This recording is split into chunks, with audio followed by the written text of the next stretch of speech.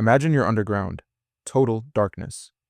The only light comes from a small clay lamp burning animal fat, throwing shadows against wet stone. The air is thick with limestone dust.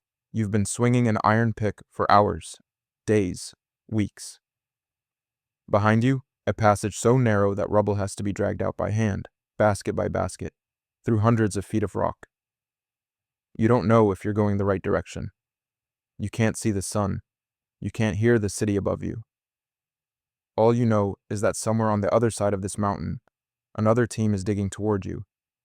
And if you don't meet, if you miss each other by even a few feet, your city dies.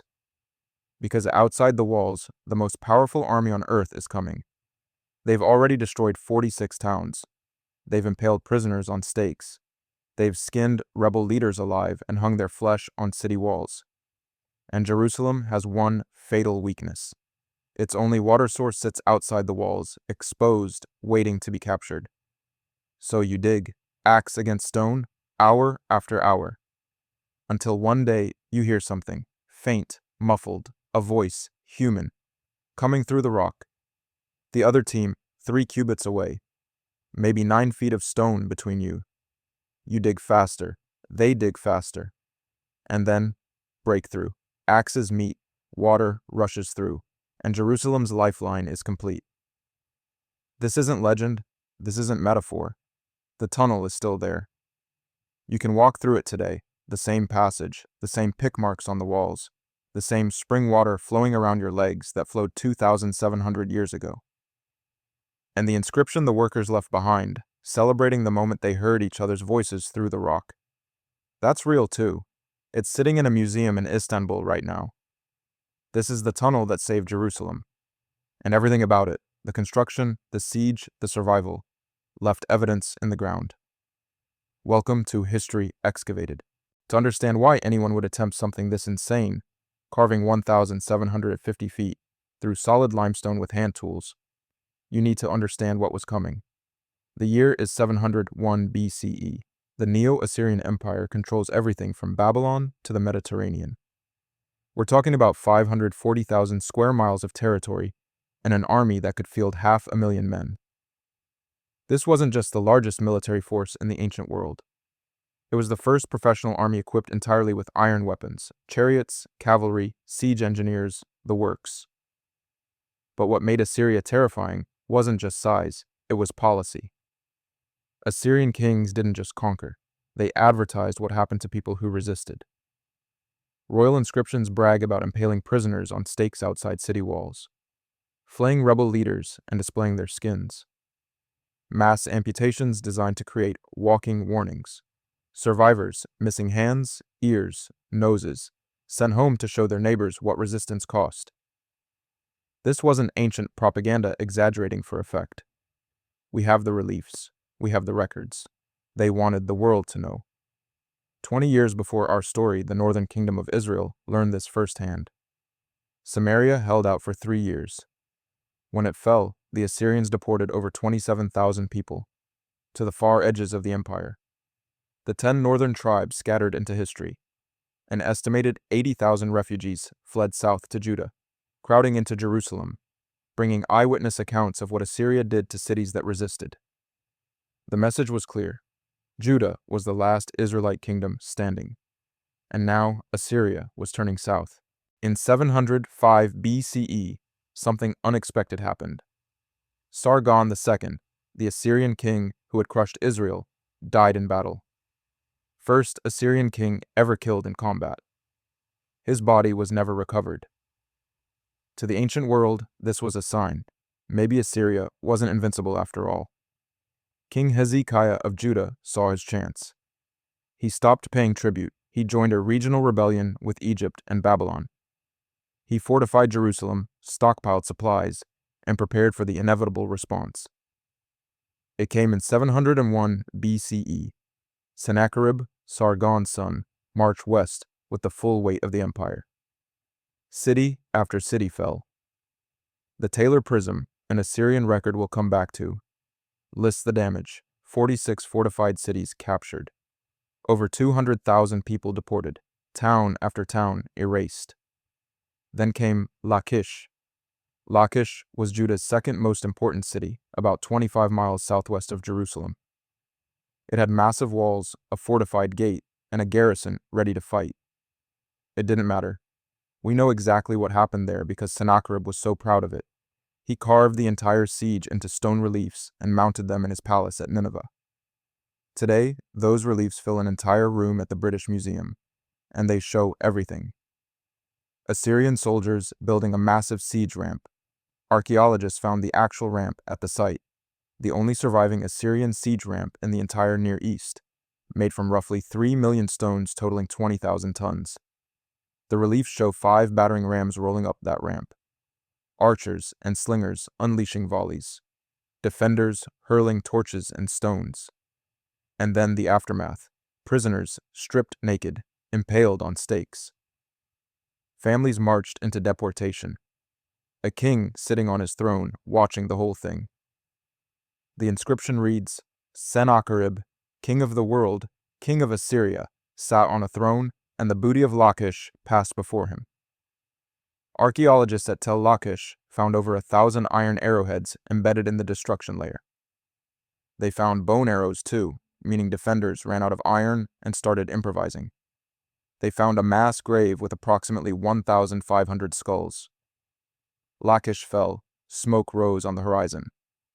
Jerusalem was next. Here's Jerusalem's problem.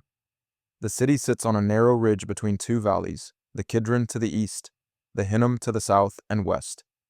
Great for defense, steep slopes on multiple sides. Hard to assault, but the only reliable water source, the Gihon Spring, emerges from a cave on the eastern slope.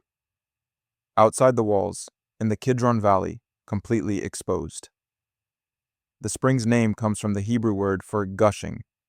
It's a karst spring fed by underground aquifers, and it pulses, bursting several times a day due to a natural siphon effect. In Hezekiah's time, it produced around 600,000 cubic meters of water annually. Not huge, but enough for a city. The problem was geometry. Any wall high enough to defend the ridge left the spring outside. Earlier, engineers had tried solutions, a vertical shaft system, a surface channel, but nothing that could survive a determined siege. If Sennacherib took the Gihon, Jerusalem was finished. The city could hold its walls for weeks, maybe months. But without water, days. Hezekiah's solution was audacious. Dig a tunnel through the bedrock beneath the city, redirect the spring's flow to a pool inside the walls, and seal the original entrance so the Assyrians wouldn't even know it existed. The only problem? The distance was over 500 meters through solid limestone, and the Assyrian army was already on its way. The tunnel's specifications sound like a typo. 533 meters, 1,750 feet, carved through rock, with an elevation drop of only 30 centimeters across the entire length.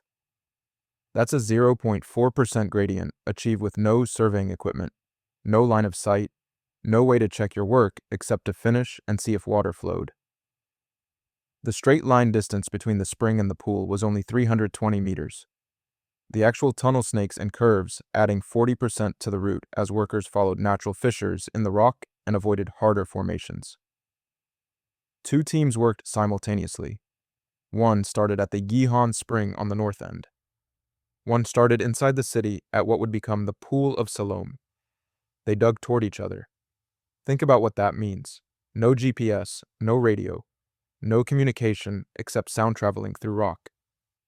Workers on the surface hammered signals into the stone. The diggers listened for vibrations, adjusted course, and hoped. The tunnel itself ranges from about 2 feet wide to 5 feet, and from 5 feet tall to over 15 in places. Just enough room for one man to swing a pick at the rock face, while others hauled debris back through the darkness behind him. The conditions were brutal, total darkness except for oil lamps, whose smoke had nowhere to go. Limestone dust coating everything. Groundwater seeping through fissures.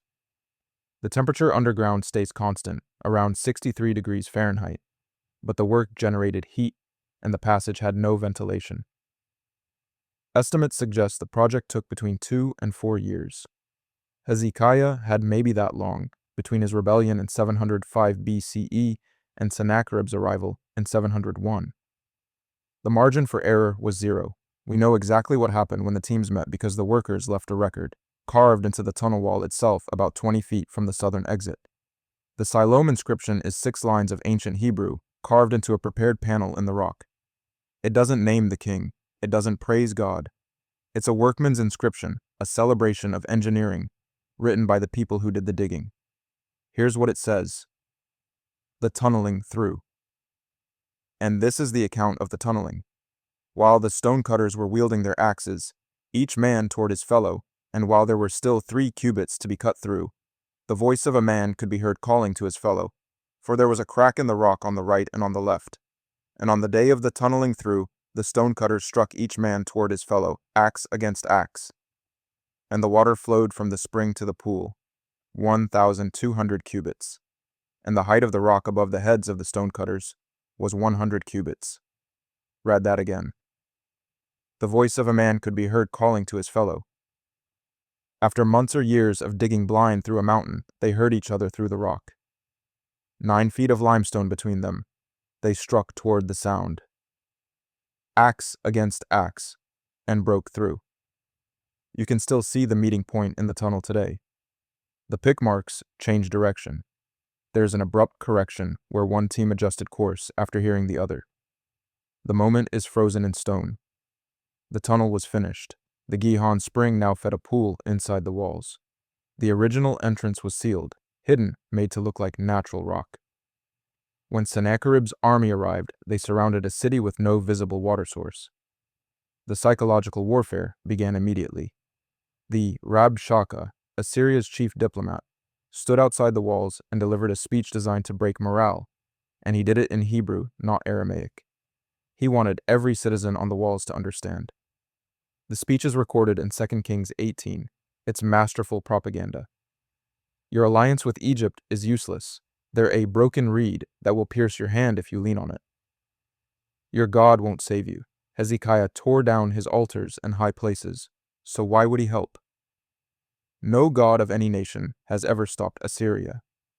Don't you know what we did to Samaria, to Hamath, to Arpad? Surrender now, or you'll be eating your own waste and drinking your own urine during the siege. Inside the walls, water flowed. The tunnel worked. The Taylor prism records what happened next, at least from Sennacherib's perspective. The Taylor prism is a hexagonal clay cylinder, about 15 inches tall, covered in cuneiform text. It was discovered at Nineveh in 1830 and now sits in the British Museum. It's Sennacherib's own account of his campaigns, including the invasion of Judah. The inscription is detailed. Sennacherib lists the 46 fortified cities he conquered. He describes the 200,150 people he deported. He brags about the tribute Hezekiah paid: 30 talents of gold, 800 talents of silver, precious stones, ivory furniture, Hezekiah's own daughters, musicians, everything. And then there's this phrase: as for Hezekiah the Judean, who did not submit to my yoke, I shut him up like a caged bird in his royal city of Jerusalem. Shut him up, like a caged bird. Now here's what's missing. Assyrian kings always bragged about conquests, always. When they took a city, they described it in detail: the breach, the slaughter, the plunder. Sennacherib's Lachish reliefs fill an entire room. The conquest of Babylon gets extensive coverage. Jerusalem gets nothing, no relief, no conquest narrative, just, I shut him up like a caged bird. And then the account moves on. Hezekiah pays tribute, and suddenly the campaign is over. The Bible offers an explanation. That night the angel of the Lord went out and put to death 185,000 in the Assyrian camp. Herodotus, writing later, mentions mice swarming an army at Pelusium, eating their bowstrings, mice being associated with plague in the ancient world. The Babylonian historian Berossus explicitly mentions pestilence. Something happened: disease, military threats elsewhere, divine intervention. Something made Sennacherib withdraw from a siege he should have won. And notably, he never came back. Hezekiah remained king for another 15 years. Jerusalem survived. So what's the evidence? Let's stack it. The tunnel itself, 533 meters of hand-carved passage through solid limestone. Still there, still flowing. You can walk through it today at the City of David National Park. The Siloam Inscription, discovered in 1880 by a teenage student who stumbled in the darkness and noticed letter shapes on the wall. Removed in 1890, cracked into pieces by a Greek antiquities dealer, confiscated by Ottoman authorities. Now in the Istanbul Archaeological Museum, dated by paleography to the 8th century BCE, consistent with Hezekiah's reign. The Taylor Prism, Sennacherib's own record of the 701 BCE campaign, confirms the siege, confirms Hezekiah by name, confirms tribute extracted, does not claim to have taken Jerusalem. The silence is the evidence. Hezekiah's seal. In 2015, archaeologist Eilat Mazar announced the discovery of a clay seal impression, a bulla, stamped with the words, belonging to Hezekiah, son of Ahaz, king of Judah. First royal seal of any Judean or Israelite king found in a controlled excavation. Found in Jerusalem on the Ophel, about 10 feet from another seal that may belong to the prophet Isaiah. The Pool of Siloam, the tunnel's southern exit. In 2004, workers repairing a sewage line uncovered ancient steps. The actual Second Temple period pool, far larger than the Byzantine pool, long identified as the site. Coins from the time of Pontius Pilate confirm the dating. This is where the tunnel's water emerged. This is also where, 7 centuries later, the Gospel of John says Jesus healed a blind man. The Broad Wall, visible today in Jerusalem's Jewish quarter, a defensive wall 7 meters thick, built to protect the city's expanded western hill. Possibly Hezekiah's work, possibly earlier, but consistent with the massive fortification effort described in the biblical text. 6 independent lines of evidence. Biblical text, Assyrian records, the physical tunnel, the inscription, the seal, the pool. They converge. Today, visitors wade through Hezekiah's tunnel in about 30 to 45 minutes. The water is spring-fed around 63 degrees Fahrenheit year-round and ranges from ankle to thigh deep depending on the season.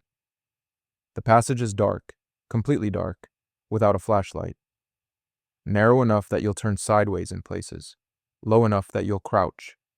What you see is what the workers left. Chisel marks on every surface. The serpentine route where they followed rock fissures, the meeting point where pick strikes change direction. Visitors describe it in similar ways. I didn't realize I was claustrophobic until I was committed. You read about it in the Bible, and then you see it come alive. For reasons I can't explain, people have a religious experience down there. The tunnel was built for survival. It became something more. A 2,700-year-old passage, connecting us to the workers who carved it, the king who ordered it, and the siege that made it necessary. At the southern exit, excavations continue on the Pool of Siloam. When complete, visitors will walk the ancient pilgrimage road from the pool to the Temple Mount. The same path Jewish pilgrims walked 2,000 years ago, ascending to worship.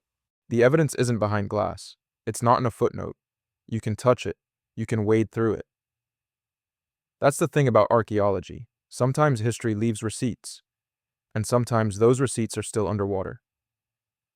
If you want to see more stories where the evidence survived, where we can prove what happened, subscribe to History Excavated. Next time, the walls that fell outward at Jericho.